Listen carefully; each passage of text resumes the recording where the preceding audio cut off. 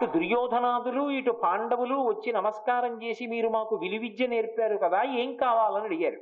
అయితే ఆయన అన్నాడు, ద్రుపదుండి పట్టి బంధించి తెచ్చి నా కాళ్ళ మీద పడయండి, అదే నాకు గురుదక్షిణ అన్నాడు. అక్కడ పోయింది బ్రాహ్మణ్యం ద్రోణుడిది. ఎందువల్ల? అంత గొప్పవాడైనా, అంత శాస్త్రం చదువుకున్నా, అంత పరశురాముడి దగ్గర విలువిద్య అభ్యాసం చేసినా, అన్ని వేదాలు చదువుకున్నవాడైనా, పాండవులకు గురువైనా, ధర్మరాజు చేత నమస్కరింపబడిన, ప్రతిరోజు కృష్ణ దర్శనాన్ని సాకారంగా పొందిన పెద్ద తప్పు ఒకటి చేసేసాడు. ఎక్కడ చేశాడు అంటే, ఎప్పుడో చిన్నతనంలో ఇద్దరూ ఒక గురువు గారి దగ్గర చదువుకున్నారు, ద్రుపదుడు ద్రోణుడు. చదువుకున్నప్పుడు సహజంగా ఇద్దరు సహ విద్యార్థులు కనుక ఒరే ఒరే అని పిలుచుకునేవారు. ఒకప్పుడు దరిద్రం వచ్చింది ద్రోణాచార్యుల వారికి. పిల్లవాడికి పట్టడానికి పాలు కూడా లేవు. ద్రుపదుడు నాతో కలిసి చదువుకున్న స్నేహితుడు ఇప్పుడు రాజు అయ్యాడు. వెళ్ళి ఆయన అడిగి ఆవులు తీసుకొస్తాను, సంపద తీసుకొస్తానని ద్రుపదుడి దగ్గరికి వెళ్ళాడు. ద్రోణుణ్ణి చూసి ద్రుపదుడు గుర్తుపట్టాడు. గుర్తుపట్టిన ఇంత దరిద్ర బ్రాహ్మణుడు నా స్నేహితులని చెప్పవలసిన అవసరం ఏమిటని మిన్నకున్నాడు. నేను ద్రోణుణ్ణి, నీకు జ్ఞాపకం లేదా అని ఒరేయ్ అని ఏకవచన సంబోధన చేస్తూ సంతోషంగా దగ్గరగా వెళ్ళాడు ద్రోణుడు. ఆగ్రహించి అహంకారము ఆ రాచ పదవటువంటిది. ఈ ద్రోణుడిని దూరంగా నెట్టి అవతల పారైంది. వీడెవడు నాకు స్నేహితుడు ఏమిటి, నాతో చదువుకోవడం ఏమిటి, నాకు జ్ఞాపకం లేడు అవతల బొమ్మన్నాడు ద్రుపదుడు. ద్రోణాచార్యుల వారిని నిండు సభలోంచి తోసేశారు బయటికి. పడిపోయాడు. తిరిగి వచ్చాడు. బ్రాహ్మణుడు అవమానమును గుండెలో పెట్టుకుని అగ్నిని రగల్చినట్లు రగల్చి ప్రతీకార ధోరణి పొందకూడదు. బ్రాహ్మణుడికి ఉండవలసినటువంటిది క్షమ, ఓర్పుతో ఉండాలి. బ్రాహ్మణుడికి క్షమ లేదనుకోండి భూమి నిలబడదు. వాడి అనుష్ఠాన బలం శాపాలుగా పనికొచ్చింది అనుకోండి, ఎవరు నిలబడతారు? ఇక ఓర్పుకి పనికి రావాలి. కానీ ద్రోణుడు ఓర్పు పట్టలేదు. పట్టకుండా దాన్ని పెట్టుకున్నాడు గుండెలో. ఎంత జాగ్రత్తగా పెట్టుకోగలిగాడంటే ఎన్నడూ బయటపడకుండా లోపల పెట్టుకున్నాడు.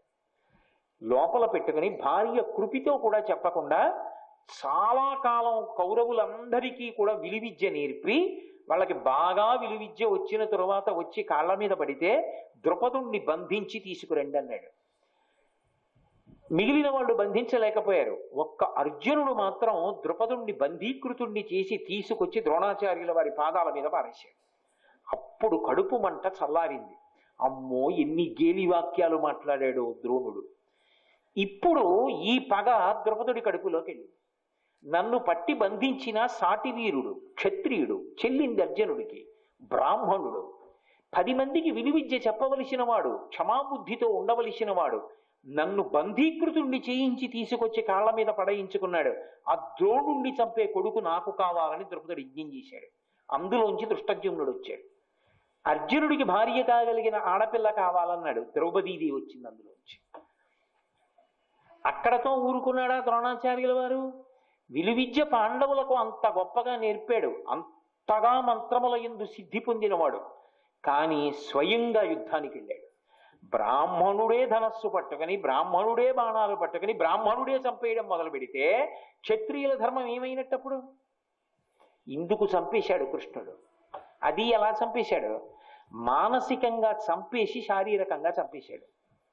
అశ్వత్థామ హతః పాంచజన్యం పూరించాడు. కుంజరహ అని అన్నాడు.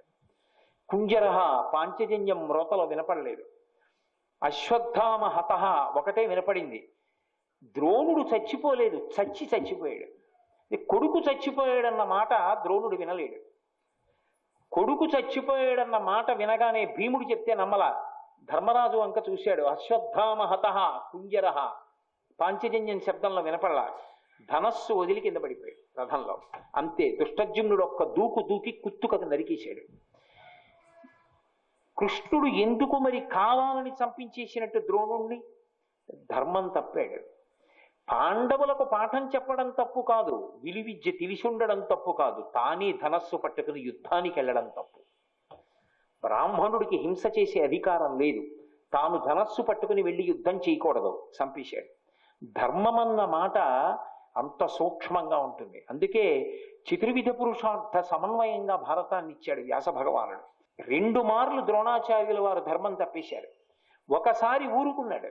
ఎందుకనంటే ద్రుపదుడే పగబట్టాడు. రెండవసారి కృష్ణ భగవానుడు ఊరుకోలేదు. ఎందుకని అంటే ఏ గురువు తండ్రి లాంటి వాడో, ఏ గురువు మంత్రసిద్ధులున్నవాడో, ఏ గురువు విలువిద్య బోధించాడో ఆ గురువు బ్రాహ్మణుడై ఉండి ధనస్సు పట్టాడు. ధనస్సు పట్టి యుద్ధానికి నిలబడ్డాడు. ఎవరి పనుపున? దుర్యోధనుడి పనుపున. మరి అధర్మం అని తెలీదా? దానికి ఇంకొక కారణం ఏదో చెప్పొచ్చాడు యుద్ధానికి. ఇప్పుడు ఇక ఉండడానికి వీల్లేదా శరీరం, అందుకే పడగొట్టించేశాడు. భగవానుడు ధర్మపక్షపాతి. ఆయనకి ద్రోణుడు, భీష్ముడు, అర్జునుడు కాదు, ధర్మం కావాలి. అందుకే భగవంతుడు నీ వైపు ఒరగాలంటే ధర్మం ఒక్కటే ఆధారం. ఆ ధర్మము లేని నాడు ఈశ్వరుడు ఒరగడు. అందుకే ఆ ధర్మం బాగా నాటుకోవాలి అంటే పురాణ జ్ఞానం ఉండాలి.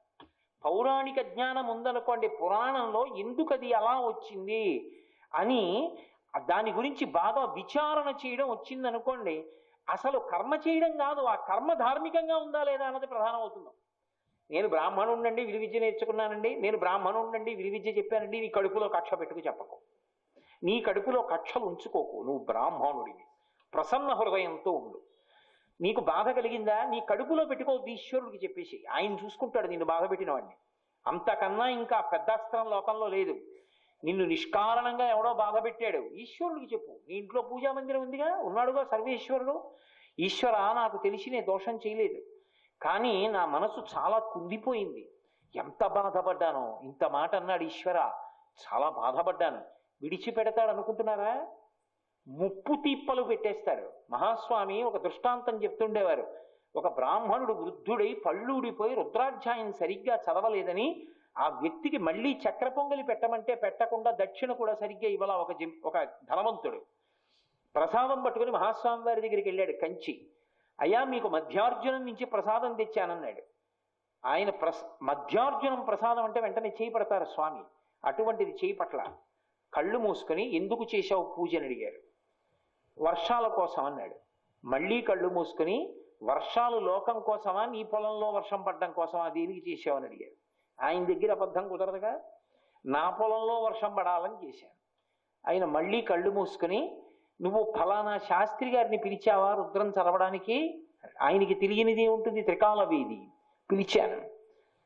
ఆయన పళ్ళు ఊడిపోయి సరిగా రుద్రం చదవలేకపోయారని ఆయన్ని చిన్నబుచ్చావా? చిన్నబుచ్చాను. అందరికన్నా దక్షిణ తక్కువ ఇచ్చావా? ఇచ్చాను. ఆయన పాయసాన్న మళ్ళీ వడ్డించమని అడిగితే వడ్డించకుండా వెళ్ళిపోయావా? వెళ్ళిపోయాను. ప్రసాదం పుచ్చుకోలేదు. నీ పాపం నిన్ను కట్టి కుడుపుతుంది. ఎందుకో తెలుసా? ఆయన ఏం చేశాడో తెలుసా అని అడిగాడు. ఏం చేశాడని అడిగాడు. ఆయన వెళ్ళి మధ్యార్జునంలో శివలింగానికి చెప్పాడు, శివుడికి చెప్పి ఇంటికి వెళ్ళాడు. ఇప్పుడు నీ పని శివుడు చూస్తాడు. అది బ్రాహ్మణుడి యొక్క జీవితం అంటే. ఎవరికి చెప్పాలి? ఈశ్వరుడికి చెప్పాలి. ఈశ్వరుడు చూస్తాడు. వాడికి బుద్ధి వచ్చేట్టు ఆయన చేస్తాడు. కొడతాడో తిడతాడో ఏం చేస్తాడో నీకు అనవసరం, నీకెందుకు? వెంటనే ఇతను భయపడన్నాడు, నేను వెళ్ళి ఆయన కాళ్ళ మీద పడి క్షమాపణ చెప్తే నన్ను రక్షిస్తాడా ఇప్పుడు ఆ బ్రాహ్మణుడు అని అడిగారు. ఏమో, నాకేం తెలుసు, వెళ్ళు. ఈ పూట నేను భిక్ష చెయ్యను. ఒక బ్రాహ్మణుడికి అవమానం జరిగింది, నాకు భిక్ష అక్కర్లేదని ఆ రోజు భోజనం చేయలే. మహానుభావుడు మహాస్వామి అంటే అటువంటి ధర్మమూర్తి. ఈయన పరుగు పరుగున ఊరిళ్ళాడు ఆ బ్రాహ్మణుడిని చూద్దామని. ఆ వీధి మొదట్లోకి వెళ్ళి, అయ్యా ఫలానా శాస్త్రి గారి ఇల్లు ఎక్కడా అని అడిగాడు. అదిగో వీధి చివర ఇల్లేనండి, జనం నిలబడి ఉన్నారు కదా ఆ ఇల్లే అన్నాడు. ఏమి, ఎందుకండి అంతమంది జనం నించున్నారు అన్నాడు. అంటే ఈయన అన్నాడు, ఎవడో బుద్ధిహీనుడు ఆయన రుద్రాధ్యాయం పారాయణకి పిలిచి అవమానించేటండి. ఆయన తిన్నగా వెళ్ళి శివలింగం దగ్గర చెప్పి మధ్యార్జున స్వామికి బెంగ పెట్టుకుని ఇంటికి వచ్చి ఇంత అవమానం పొందానని బాధపడుతూ తెల్లవారుజామున శరీరం వదిలిపెట్టేశారండి అన్నాడు. ఆయన క్షమార్పణ పొందలేకపోయాడు. ఆ బ్రాహ్మణుడు క్షమించేసి ఉంటే ఏమయ్యేదో. అందుకే బ్రాహ్మణుడి కోపం తాటాకు మంట అంటారు. వెళ్ళి మళ్ళీ కాళ్ళు పట్టుకుంటే ఊరుకుంటాడు, కానీ పట్టుకునే అవకాశం లేదు. ఆయన వెళ్ళిపోయాడు. ఇంత ఐశ్వర్యము మధ్యపతనం అయిపోయి కాశీలో వంటలు చేసుకుపోతూ చచ్చిపోయాడు ఆయన. యథార్థంగా జరిగినటువంటి సంఘటన ఇది. కాబట్టి ద్రోణుడు కడుపులో పెట్టుకోకుండా కక్ష తాను పెట్టుకుని తాను సాధించడానికి ఉపకరణాలుగా శిష్యుల్ని వాడుకోకుండా తాను పరమేశ్వరుడికి చెప్పి వదిలిపెట్టేసి మరిచిపోయి ఉండుంటే ఏమయ్యేదో భారతం. కానీ ఒక బ్రాహ్మణుడు గాడి తప్పి కడుపులో కక్ష పెట్టుకుని పాండవులకు విద్య చెప్పి పంపాడే, అది కట్టి కుడిపింది. తానే యుద్ధానికి వచ్చాడే అది కట్టి కుడిపేసింది. కాబట్టి నువ్వు పైకి బ్రాహ్మణ్య జీవితంతో ఉన్నట్లు కనబడడం ధర్మం కాదు. నిజంగా ధార్మికమైనటువంటి కర్మతో ఉన్నావా అంటే, కర్మని ధర్మంతో ముడెయ్యాలంటే అంత జాగ్రత్తగా తెలిసి ఉండాలి. తెలిసి ఉండాలంటే పౌరాణికమైన జ్ఞానం ఉండాలి. ఈ ధర్మాన్ని లోకానికి అందించిన మహాపురుషులు శంకర భగవత్పాదులు. ఏమంటే మరి మేము అందుకోలేకపోయాము, పర్వాలేదు, శంకరుల పాదాలు పట్టుకు అందుతుంది. నమామి భగవత్పాద, ఇప్పుడు నమస్కారం చేయి శంకరుల పాదాలకు, చాలు, నీకు ఆయన ధర్మం అందిస్తారు. నువ్వు ఎప్పుడు ధర్మం నుంచి పక్కకి ఒరిగినా ఆయన ఒడిసి పట్టుకుని మళ్ళీ నిలబడతారు ధర్మమునందు. అది శంకరుల యొక్క ప్రజ్ఞ. కాబట్టి అటువంటి ధర్మాన్ని అందించినటువంటి మహాపురుషులు. అదే కుచేలుడైతే, కుచేలుడు కూడా కృష్ణానుగ్రహాన్ని పొందినవాడే. ఎలా? పరమదరిద్రుడు. పరమదరిద్రుడైనటువంటి కుచేలుడు ఎన్నడూ కూడా నేను దరిద్రంతో బాధపడుతున్నానని అనుకోలేదు. తనకు తాను అబ్బినట్టి అన్నారు పోతన గారు. ఒక్క రూపాయి తనకి తానుగా దొరికినది ఉంటే తను ధర్మం తప్పకుండా, ఇతరులను బాధ పెట్టి యాచించకుండా, ఎవరో తనకి ఇచ్చిన ఒక్క రూపాయి ఉంటే కాసు 10,000 నిష్కముల్గా తలంచి ఆత్మ మోదించి అదే 10,000 అనుకుని ఎంతో సంతోషంతో అది పెట్టి పిండి కొనుక్కొచ్చి నీళ్లలో కలిపి పిల్లలకు పట్టి బతికాడు తప్ప నాకు ఈశ్వరుడిది ఇవ్వలేదని ఏడవలేదు. పుక్కిట పురాణాలు అర్థం లేని కథలు చెప్తూ ఉంటారు. ఆయన ఏదో కృష్ణుడితో కలిసి చిన్నప్పుడు చదువుకుంటున్నప్పుడు అటుకులు తినేశాడు, కృష్ణుడు అడిగితే చెప్పలేదని. అలా ఎక్కడా లేదు వ్యాసకృతమైనటువంటి పురాణాల్లో. మరి ఎవడు సృష్టించాడో అర్థం కాదు ఇలాంటివన్నీ. దానివల్ల ఏమవుతుందంటే అసలు ధర్మం పోతుంది లోకంలో. కుచేలుడు అటువంటి వాడు కాడు. కుచేలుడు గురించి పోతన గారు వేసిన మాట ఏమిటంటే బ్రహ్మజ్ఞాని అన్నారు. ఆయన బ్రహ్మజ్ఞాని కుచేలుడు. అంతటి మహానుభావుడు. ఎంత పతాక స్థాయిలో మాట్లాడాలో కుచేలుడు గురించి అంత పతాక స్థాయిలో మాట్లాడిన వారు. కుచేలము అంటే, చేలం అంటే వస్త్రము, కు అంటే చిరిగిపోయినది. పైకి చింకి వస్త్రములు కట్టుకుంటాడు, కానీ నాకు బట్ట చిరిగిపోయి ఉందని ఆయనకి స్పృహ ఉండదు, సంతోషపడిపోతూ ఉంటాడు. చేలం అంటే శరీరము. ఈ శరీరముతో సంబంధం ఉండదు, ఇది శుష్కించిపోతున్న లోపల ఆత్మతో మోదిస్తూ ఉంటాడు. యోగరతో వా భోగరతో వా సంగరతో వా సంగవిహీన యస్య బ్రహ్మణి రమతే చిత్తం నందతి నందతి నందత్యేవా అంటారు. ఆ వర్గంలోకి వెళ్ళేటటువంటి వాడు కుచేలుడు. అటువంటి వాణ్ణి భార్య పిలిచింది. ఏమయ్యా, కలలోనంతన్మున్నెరుంగని మహాకష్టాత్ముడైనట్టి దుర్బలుడాపత్ సమయంబునన్ నిజ పదాబ్జాతంబు ఉల్లంబునం తలపన్నంతన వచ్చి ఆర్తిహరుడై తన్నైన ఇచ్చున్ సునిశ్చల భక్తి భావములను భజించు వారికెటడే సంపద్విశేషోన్నతుల్ అంది. అసలు కలలో కూడా భగవంతుడి యొక్క పేరు తెలుసుకోనటువంటి వాడికి విపరీతమైనటువంటి కష్టం వచ్చినప్పుడు త్రికరణ శుద్ధిగా ఒక్కసారి ఆయన పాదములు తలుచుకుంటే పరిగెత్తుకొచ్చి తనని తాను ఇచ్చేస్తాడు. అలాంటి వాడు భక్తితో ఉన్న నీకివ్వడయ్యా, నీ దరిద్రం పోగొట్టడో. వెళ్ళు, కృష్ణుడి దగ్గరికి వెళ్ళి యాచించండి. నా ప్రాణసకుడు కృష్ణ దర్శనం నాకు ఇష్టమే, అది ధర్మం. కానీ స్నేహితుడి దగ్గరికి వెళ్ళేటప్పుడు ఏదైనా కానుక పట్టుకెళ్ళాలి. కానుక ఏమైనా కొంపోవ కలదే మనకు. కృష్ణుడి దగ్గరికి వెళ్ళడానికి మన దగ్గర ఏమైనా ఉందా అన్నాడు. నీ అటుకులు తీసి చిరిగిపోయిన ఉత్తరీయంలో మూట కట్టి ఇచ్చింది. ఆ అటుకులు కుచేలుడు కృష్ణుడికి పెట్టలేదు. అసలు పెట్టనిస్తే కదా కృష్ణుడు. తీసుకొచ్చాడు, కూర్చోపెట్టాడు. మలయజంబు గొడల నెల్ల నలది అన్నారు పోతన గారు. చందనం తీసుకొచ్చాడు, ఒళ్ళంతా రాసేశాడు, విసిరికర్ర పెట్టాడు, విసిరాడు, బంగారు పాత్ర తెచ్చాడు, రుక్మిణీదేవిని నీళ్లు పొయ్యమన్నాడు, కాళ్ళు కడిగేశాడు, తను చల్లేసుకున్నాడు, రుక్మిణీదేవికి చల్లేశాడు, పరివారానికి అంతటికీ చల్లేశాడు, సింహాసనం మీద కూర్చోబెట్టాడు, అగరు ధూపం వేశాడు, కమ్మటి భోజనం పెట్టాడు. ఎన్నాళ్ళకు వచ్చావో ఈ కుశేలా అన్నాడు, దగ్గరికి తాగేసుకున్నాడు, కౌగులించేసుకున్నాడు, ఒళ్ళంతా తడివేశాడు. మన గురువుగారు సందీపని మహర్షి గుర్తున్నారో నీకు? తివిరి యజ్ఞాన తిమిర ప్రదీపమగుచు అవ్యయంబగు బ్రహ్మంబును అనుభవించి భరిత సత్పుండు సత్కర్మ నిరతుడతల భూసుర శ్రేష్ఠుడలగుండు బుధనతుండు. మహానుభావుడయ్యా మన గురువు. జ్ఞాపకం ఉన్నారా సందీపని మహర్షి? అడగడం మర్చిపోయాను. నీకు పెళ్ళయిందా? అవకపోవడం ఏమిటి? వేదపాఠన లబ్ధచారు వంశమునందుద్భవించిన సుశీల నీదు భార్యయగుట నీ నిరుంగుదు. వేదపాఠనం చేసినటువంటి కుటుంబంలో పుట్టినటువంటి సుశీల నీ భార్య, పేరుకు తగిన ఇల్లాలు. ఎంత దరిద్రం వచ్చినా భర్తని నారాయణమూర్తి అని గౌరవించింది. నీకు పిల్లలతో భార్యతో సంసారంతో సంబంధం లేదో. నీలో నువ్వు మురిసిపోతుంటావు. కోట్లలో అక్కడుంటాడు కుచేలా. నీ సంగతి నాకు తెలుసు, నా సంగతి నీకు తెలుసు. నీదెంత భక్తో నాకు తెలుసు. నేను ఎందుకు కర్మ చేస్తానో నీకు తెలుసు అన్నాడు. ఎందుకు నువ్వు కర్మ చేస్తా, కృష్ణుడు ఎందుకు కర్మ చేయడం అంటే, అంత పెద్ద ఆయన ఏం చేయలేదు, మేము ఎందుకు చేయాలంటుంది లోకమని ఆయన కూడా సంధ్యావందనం చేశాడు, ఆయన కూడా కర్మ చేశాడు. కాబట్టి నేను ఎందుకు కర్మ చేస్తానో నీకు తెలుసు, నీ గుండెలో ఏముందో నాకు తెలుసు అన్నాడు. కౌగిలించుకున్నాడు. ఆ స్నేహితుడి దగ్గరికి తినేరావు, ఏదో తెచ్చుంటావులే అని వెతికి వెతికి ఆ అటుకుల మూట విప్పుతుంటే సిగ్గుపడిపోయాడు. ఇంతటి లక్ష్మీనాథుడు ఈ దిక్కుమాలిన అటుకులేమిటి, ఇప్పుడు తింటాడా ఏమిటి అనుకున్నాడు. గబగబా తీసుకుని మురహరుడు పిడికెటటుకుల ఇలా తీసుకుని ఆ అటుకులు చేతిలో పోసుకొని పరమ సంతోషంతో నోట్లో వేసుకుని పరపర నవిలేసి, ఏది ఇంకొక పిడికిడి పోసుకుంటానని ఇలా పోసుకొని తినబోతున్నాడు. రుక్మిణీదేవి వచ్చి చేయబట్టుకుంది. ఏమయ్యో, ఒక్క పిడికెడు తింటే నువ్వేమిచ్చావో నీకు తెలుసు, నాకు తెలుసు, ఇంకొక పిడికెడు తింటే నన్ను కూడా ఇచ్చేస్తావు, ఇక తినకండి. కుచేలుడు అడగలేదు నాకు ఇది ఇమ్మని. భాగవతంలో ఎక్కడా కుచేలుడు తన దరిద్రం చెప్పలేదు, తనకొక రూపాయి కాసిమ్మని అడగలేదు. వెళ్ళిపోతూ అనుకున్నాడు, అంత ఉన్నవాడు నాకేమి ఇవ్వలేదే, ఇవ్వాలి కదా దరిద్రుణ్ణి చూసినప్పుడు, మరి ఏమి ఇవ్వలేదు అని వెంటనే ఆనందంతో చిందేశాడు. అవునులే, నాకు డబ్బిస్తే అనవసరపు వ్యామోహంలో పడి ఆయన పాదాలు వదిలేస్తానని ఇవ్వకుండా నన్ను కాపాడాడు. కృష్ణ నన్ను ధన్యుణ్ణి చేశావని గెంతులేశాడు. ఇంటికి వెళ్ళిపోయాడు. ఇచ్చానని కృష్ణుడు చెప్పలేదు, ఇవ్వమని కుచేలుడు అడగలేదు. కానీ తన ఇంటికి వెళ్ళేటప్పటికి తన పూరిపాక స్థానంలో పెద్ద హర్మ్యం కనబడింది. నిలబడి ఏ మహానుభావుడు నిలయమొక్కో అన్నాడు. ఏ మహానుభావుడు ఉంటాడో, అబ్బో ఇందులోంచి బయటికి వస్తున్నటువంటి దాసదాసీమణులే ఇన్ని ఆభరణాలు పెట్టుకున్నారంటే యజమానురాలు ఎంత గొప్పవాళ్ళో అనుకున్నాడు. ఇంతలో ఒక ఆవిడ వచ్చి గభాలన కాళ్ళు పట్టుకుని రాధా నమస్కారం అంది. తప్పమ్మా అలా అనకూడదు, మీరెవరు అన్నాడు. నేనేనండి అంది. ఒంటి నిండా బంగారు ఆభరణాలే, సరిగంచు పట్టు చీర కట్టుకుని. ఎక్కడవి అన్నాడు. ఏ సమయంలో కృష్ణుడి పిడికెటటుకులు నోట్లో పోసుకున్నాడో ఆ సమయంలోనే ఇక్కడ ఐశ్వర్యం వచ్చింది.